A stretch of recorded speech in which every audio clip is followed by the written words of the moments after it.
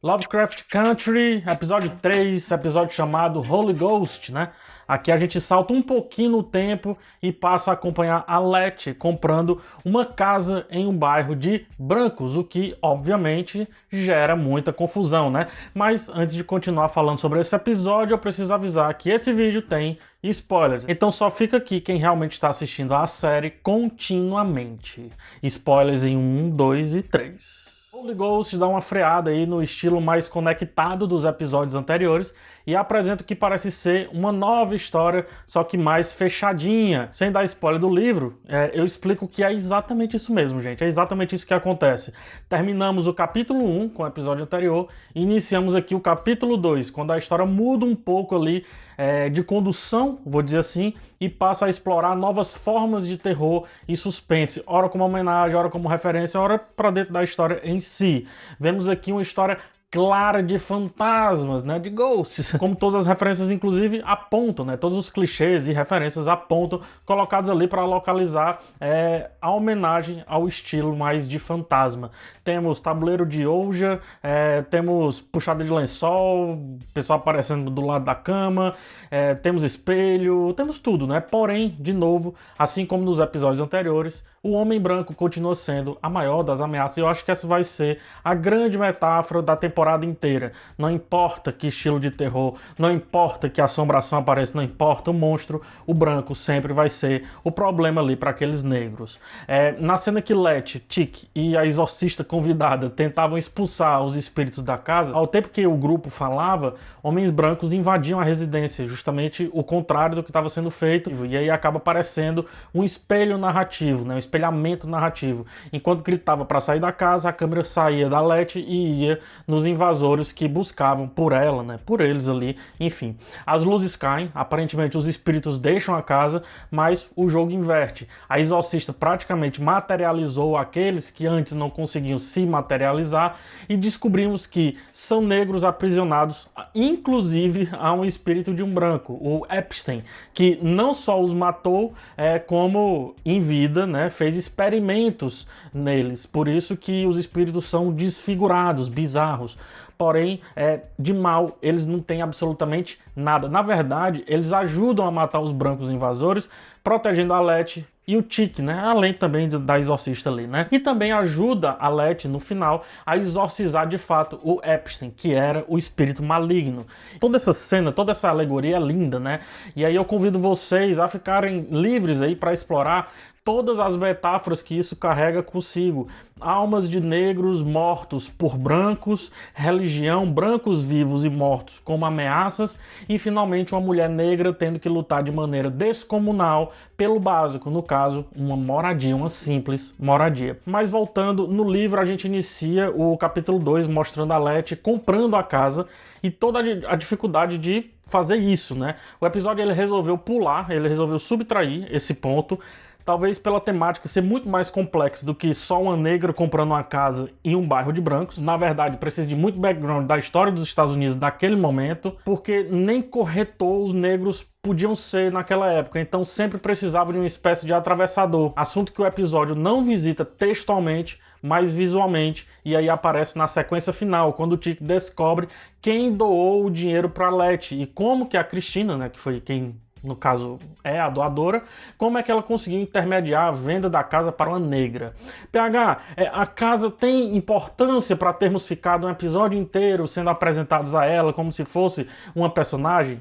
Sim, acredite, tem. Posso dizer? Não, porque é spoiler do livro e eu posso chatear algumas pessoas aqui. Mas acreditem, a casa é importante sim e se relaciona à rixa entre a família Winthrop e a família Braithwaite, né?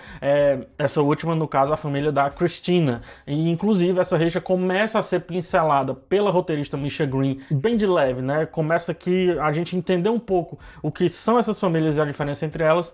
E aí a Misha Green vai nos apresentando. O policial, por exemplo, que é o policial meio que lidera ali os atentados contra a Letty, enquanto a conduzia para a delegacia, fala sobre a mansão Winthrop, que é onde justamente a Letty está morando.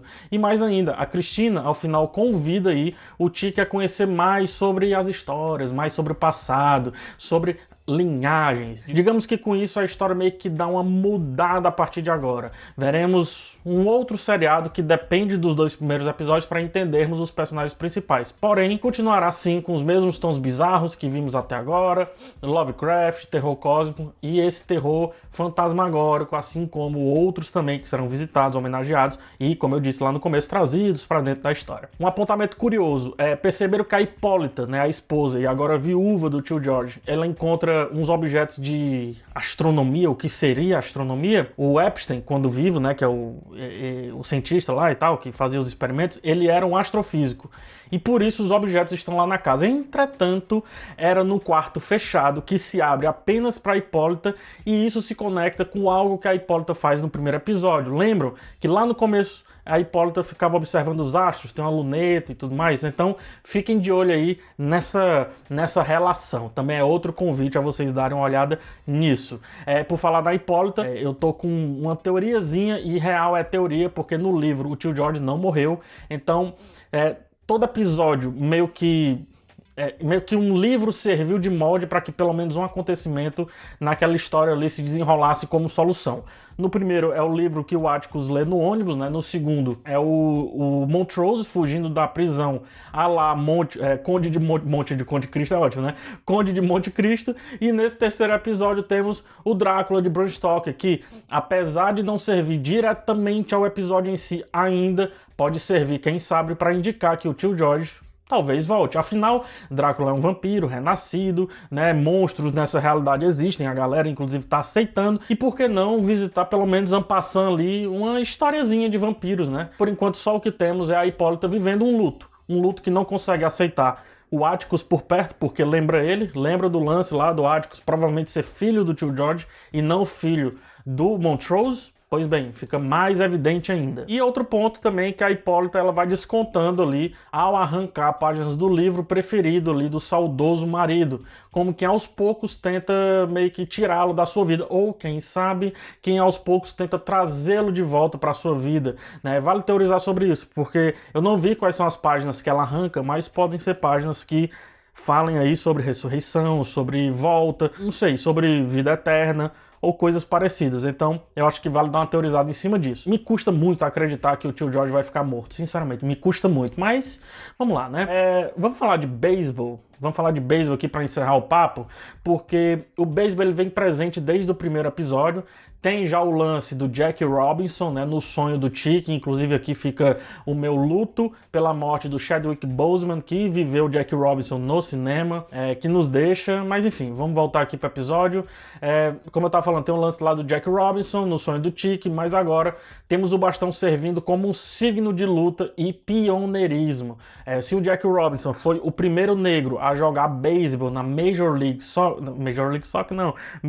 Baseball, a Letty com um bastão quebra os carros e dá fim à tortura que estava sendo submetida. O bastão é o coadjuvante, aquele que impulsiona a Letty a liderar um levante. Depois, sem o bastão, ela usa a sua voz para expulsar o Epstein da casa ali junto com seus irmãos mortos, representando então 2 tipos de luta dos negros: Malcolm X, armas, embate; Martin Luther King, voz, posicionamento, liderança. Ou seja, se tem uma pessoa que está buscando fazer algo para a comunidade, seja alugando a preço de banana uma casa ou enfrentando a segregação, justamente rompendo linhas, essa pessoa é a Letty. O Jackie Robinson da vez é ela, e assim como seu irmão preto de beisebol, ela sabe que vai ter que sofrer, vai ter que ouvir muita merda, vai ter que se impor, vai ter que suar, vai ter que gritar, vai ter que espernear, mas é necessário, ela entende isso. Eu acho que aos poucos nesse episódio que é necessário passar por isso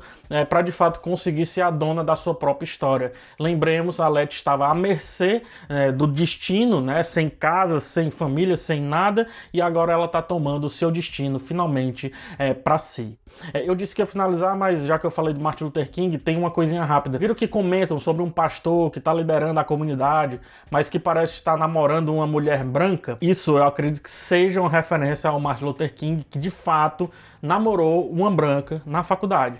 As datas meio que batem, né? A época meio que bate. Dali a alguns anos ele lidera a melhor, sei lá, talvez as melhores marchas a favor da igualdade social nos Estados Unidos e depois é assassinado. Outra curiosidade, a Letty não tem o tom de pele mais escuro como, por exemplo, o da sua irmã. Pelo que eu entendi, ela também não tem o mesmo pai da irmã. E como ela defende a relação interracial quando falam do Martin Luther King, do que eu acho que seja o Martin Luther King, que também que é importante dizer isso, a relação interracial não era bem vista nem pelos negros, nem pelos brancos, tá? Nem indo, nem voltando, digamos assim. Mas enfim, ao defender isso, talvez é porque exista na sua memória aí alguma coisa que faça ela ter empatia pelo romance, né?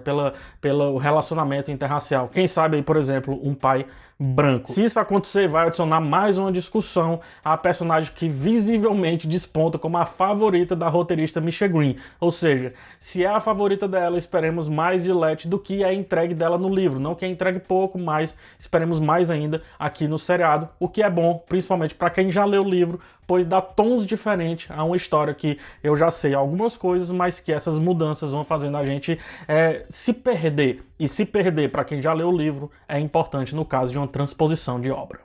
E é isso, gente. Mais um review aí de Lovecraft Country, essa série da HBO que aparece na nossa TVzinha todo domingo, 23 horas. Eu sigo daqui, vocês seguem daí. Até semana que vem com mais resenha. Um beijo em todos e tchau.